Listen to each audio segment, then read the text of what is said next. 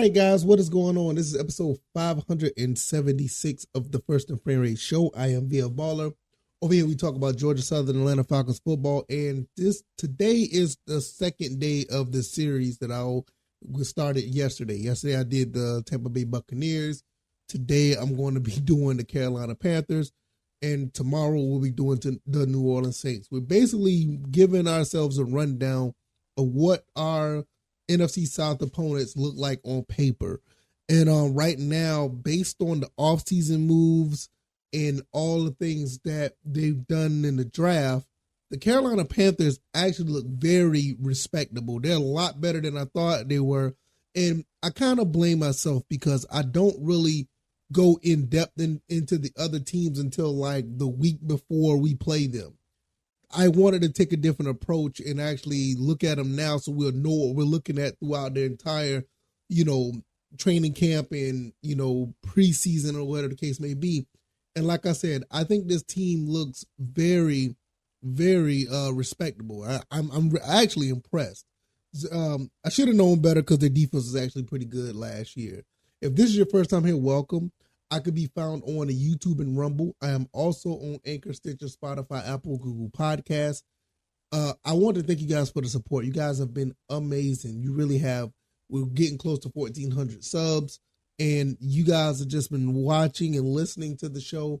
The numbers are up, and it all thanks to you guys. I want to keep this ball rolling. So if you want to continue to support, like I said, the podcast avenue or the YouTube or Rumble. I also have a website called firstandframerates.com, and you can follow me on Twitter at VFBaller.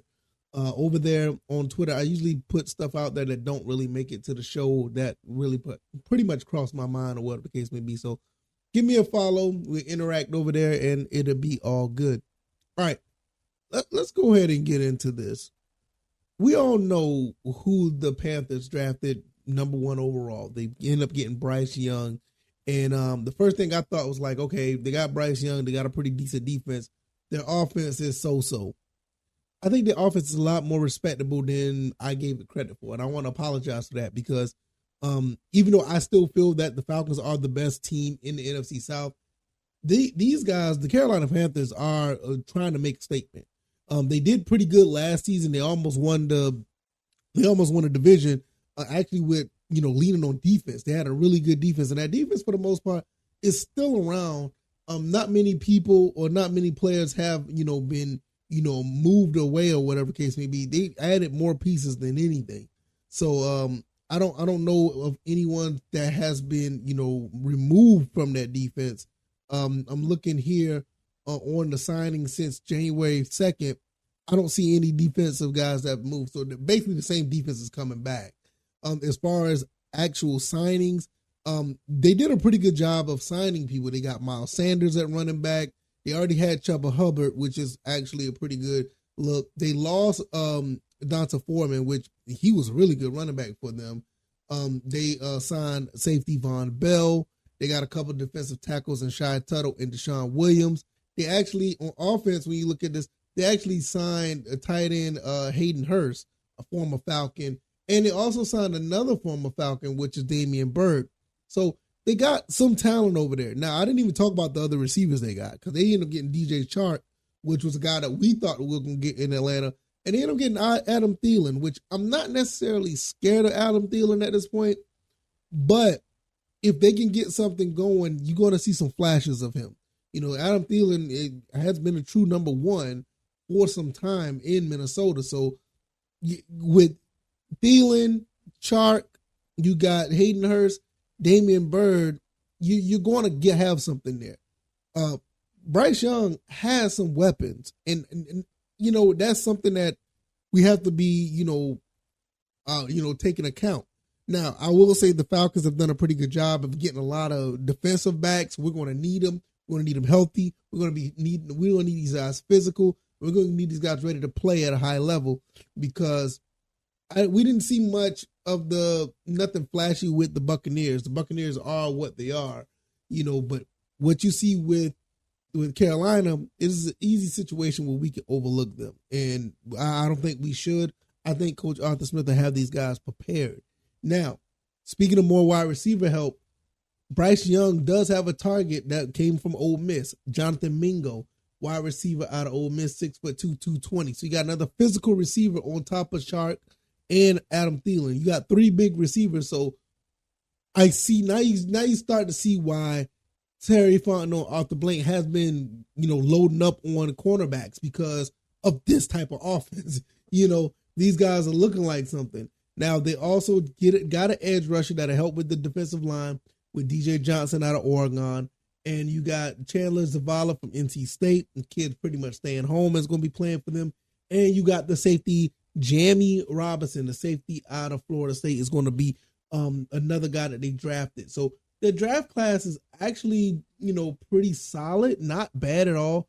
The team itself is not that bad. They were pretty formidable last year. We played them very well in both games. Pretty much the Falcons game of the year when we had that overtime game. That was a crazy game. And the other game where, Marcus Mariota threw off of his back trying to complete a pass, which we end up still losing that game by very little. So we can hang with these guys. So we got, a ways, we got the team to hang with them even from last year, and we've gotten better this year.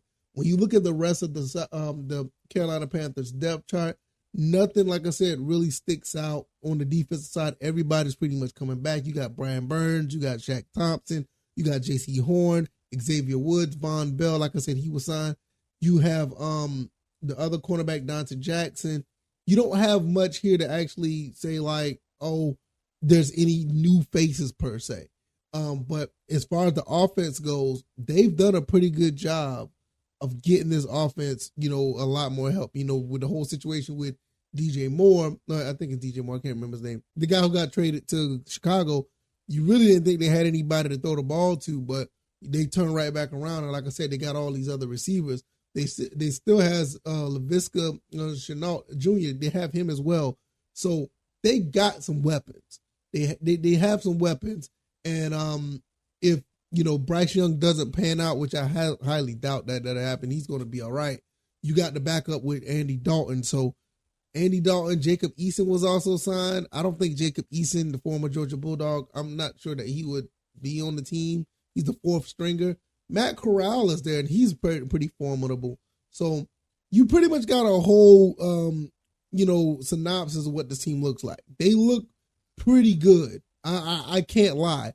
I was in a situation where I thought that we were going to just run away with this division, and we still may have. I still think we're an extremely talented team. We turn around from what we had last year, but I'm looking at this team here, and I see, okay, all right, they got something here. Now you also have a situation where Zavala, the guy the Chandler Zavala, the guard that they drafted, possibly could take one of those guard spots, possibly the right guard spot. Depends on how well he performs.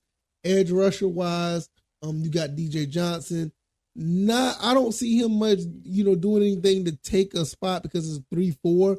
So they probably have him standing up, probably be behind Brian Burns.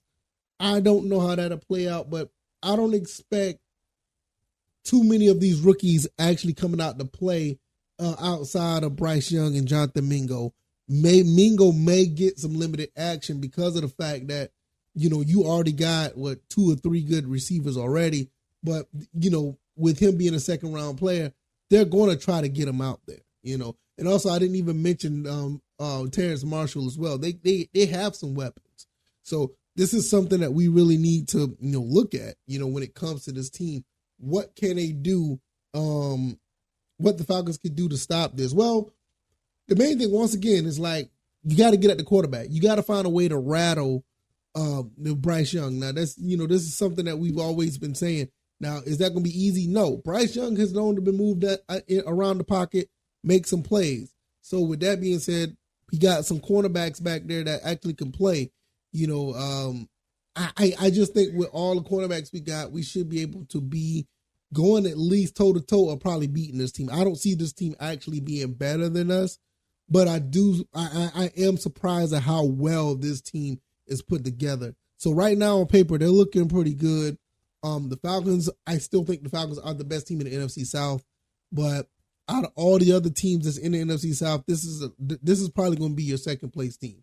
Probably going to be the second place team, if not first place, if we slip and wet the bed. I don't see with Kyle Trask and Baker Mayfield at quarterback, I don't see that team actually being ahead of in the NFC South. I don't see them being at the top of the NFC South. Now, anything can happen, but I don't see it. Now the Saints, we're going to talk about them tomorrow, and they do have they got a formidable quarterback in Derek Carr, but I'm not that sold on him to be I don't have that much faith. I don't have that much faith in him to be the top quarterback in this division. I done seen him go too many situations where he was just okay, and there were situations where he could have took the reins of the division he was in the AFC West, but he just always just good enough. And with the Saints being, I don't think the Saints was just as good as the Las Vegas Raiders. They're about the same type of team. I don't think they have the running back, but that's another story for another day. I don't see them actually taking the forefront of the division either. So anything can happen though. But right now on paper, I still think the Falcons are the best team. And I'm not saying it because I'm biased and I root for the team. I'm just being honest. Right now is the Falcons, is the Panthers, and then the other two just going to be fighting for third and fourth place. But we'll talk about the Saints on the next episode. Let me know what you guys think about these Panthers. I think they're very, very formidable. They're a lot better than I thought they would. If you like this commentary, hit the like button, share this podcast, subscribe to the channel if you haven't already. Let me know what you guys think. Like I said, I'm going through this roster. I'm looking at who they drafted. I'm looking at their offseason moves. The Panthers actually look pretty good, man. I cannot lie. I could be found on Spotify, Stitcher, Apple, Google Podcasts, also on YouTube and Rumble. Follow me on Twitter at VFBaller. And last but not least, definitely check out the website, firstandframerates.com. Go through that is the hub where all the podcast information is at. I really need to start putting stuff over there. I apologize if you feel like it's not enough, but it's a pretty good place where you can get caught up on the podcast and everything. All right, y'all, I'm going to get up out of here. Thank you guys once again.